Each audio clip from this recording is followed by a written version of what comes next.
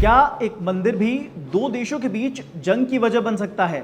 क्या कभी ऐसा हुआ है कि एक ही मंदिर पर दुनिया के दो अलग अलग देश इस कदर भिड़ जाएं कि मौतें हो जाएं और बॉर्डर पर दुनिया के सबसे खतरनाक फाइटर जेट F-16 तैनात हो जाएं? क्या कभी ऐसा भी होता है कि मंदिर की वजह से प्रधानमंत्री तक को इस्तीफा देना पड़ जाए और फिर लाखों लोगों को सुरक्षित जगहों पर भेजना पड़े? ये सब हुआ है और कहीं दूर नहीं बल्कि भारत के पड़ोस में ही हुआ है।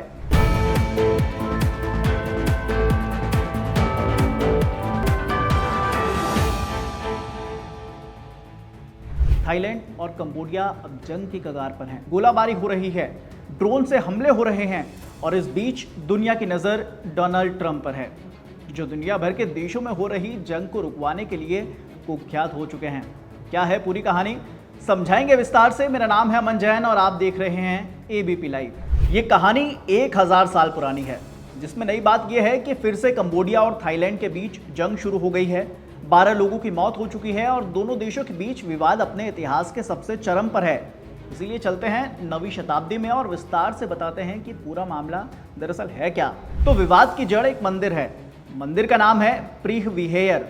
दरअसल ये मंदिर 11वीं शताब्दी में बना था। इस मंदिर में भगवान शिव की प्रतिमा है, जो डांगरेक पहाड़ियों पर मौजूद है। कहानी शुरू होती है साल 1907 से। तब फ्रांसीसी शासन ने एक नक्शा तैयार किया। इस नक्शे में मंदिर कंबोडिया के क्षेत्र में दिखाया गया। दरअसल 19वीं सदी के मध्य से 20वीं सदी के मध्य तक कंबोडिया में फ्रांस का राज हुआ करता था।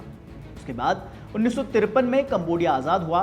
1962 में इंटरनेशनल कोर्ट ऑफ जस्टिस ने एक फैसला दिया कि मंदिर कंबोडिया का ही हिस्सा है, लेकिन इसके आसपास की जमीन को लेकर स्थिति आज भी साफ नहीं है। उधर थाईलैंड हमेशा से इसे लेकर एक दावा करता रहा है कि ये उसकी सीमा है। इसके बाद साल 2008 में मामला और बढ़ गया। साल 2008 में कंबोडिया ने इस मंदिर को यूनेस्को विश्व धरोहर घोषित कराया, जिससे थाईलैंड नाराज हो गया। झड़पें शुरू हुई। 2011 में विवाद और बढ़ा। इतना बढ़ गया कि 36,000 से ज्यादा लोगों को पलायन तक करना पड़ गया। इसके बाद साल 2013 में इंटरनेशनल कोर्ट ऑफ जस्टिस ने दोबारा पुष्टि की। सीधे शब्दों में कहा कि मंदिर कंबोडिया का ही है, लेकिन बावजूद इसके सीमा विवाद जस का तस रहा। इसी साल मई में तनाव एक बार फिर बढ़ा। पहले ड्रोन से हमले हुए, एक बारूदी सुरंग बिछाने का भी दावा किया गया और अब हवाई हमले। ये सब इस पूरे मामले को और भी ज्यादा पेचीदा बना रहे हैं। 24 जुलाई को हुए हमलों से पहले ही हालात बेहद तनावपूर्ण हो चुके थे। कंबोडिया ने थाईलैंड से अपने लगभग सभी राजनयिकों को वापस बुला लिया है और थाई राजनयिकों को देश छोड़ने का आदेश दे दिया गया है। उधर थाईलैंड ने सीमा पार व्यापार और आने जाने पर बैन लगा दिया। इतना ही नहीं, थाई दूतावास ने अपने नागरिकों से कहा है कि जितनी जल्दी हो सके कंबोडिया को छोड़ दें। हालांकि दूसरी तरफ आसियान और संयुक्त राष्ट्र जैसे संगठन इस तनाव को कम करने की कोशिश में जुट गए हैं। अब एक्सपर्ट्स का मानना है कि थाईलैंड की अंदरूनी राजनीति भी इस विवाद को हवा दे रही है। थाईलैंड में राष्ट्रवादी राजनीति इन दिनों जोरों पर है। उधर कंबोडिया में भी सरकार आंतरिक विरोधों से ध्यान हटाने के लिए सीमा विवाद को तूल दे रही है। हालांकि अब सवाल उठता है कि आगे क्या होगा। 3 ऑप्शंस हैं। पहला है बातचीत और मध्यस्थता। आसियान और संयुक्त राष्ट्र की पहल से ये विवाद थम सकता है। दूसरा, फिर से ICJ यानी कि इंटरनेशनल कोर्ट ऑफ जस्टिस का सहारा। दरअसल कंबोडिया पहले भी कोर्ट जा चुका है, ऐसे में अब दोबारा भी जा सकता है। तीसरा है युद्ध विराम समझौता। अब एक्सपर्ट्स की माने तो बातचीत के संकेत दोनों देशों से मिल रहे हैं। बाकी ट्रंप तो है ही, जो पूरी दुनिया में इन दिनों घूम घूम कर सीज फायर करवा रहे हैं।